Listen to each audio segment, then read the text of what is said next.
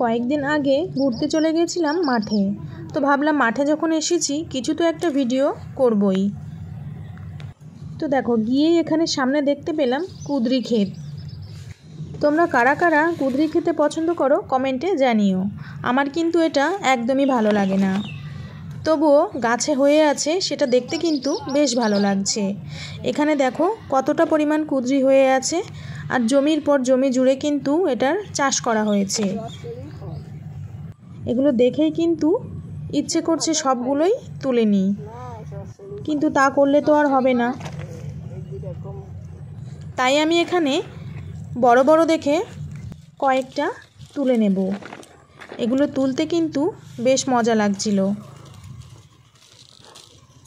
নিজের হাতে ক্ষেত থেকে এরকম সবজি তোলা এর একটা মজাই আলাদা। দেখো এগুলো কতটা পরিমাণ বড় হয়েছে। আর আমার পাশের ক্ষেতে অনেকগুলো ছাগল ছিল, ওরা মাঠে এসেছে ঘাস খাওয়ার জন্যে, আর ওরা শুধু ডেকেই চলেছে। এই ক্ষেতটা কিন্তু আমার পরিচিত একজনের ছিল।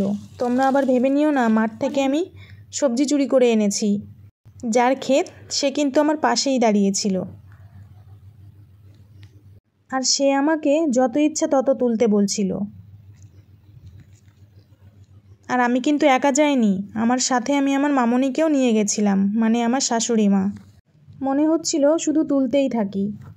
মাঝে মাঝে এরকম মাঠে ঘুরতে যেতে আমার তো খুব ভালো লাগে। অনেকগুলো তুলে নিয়েছি, আর তুলব না। এখানে দেখো কতগুলো হয়ে রয়েছে। দেখো বলে তো দিলাম আর তুলব না, কিন্তু সামনের মাথায় আরও দুটো বেশ বড় সাইজের দেখতে পেলাম, ওগুলোও তুলে নিয়েছি।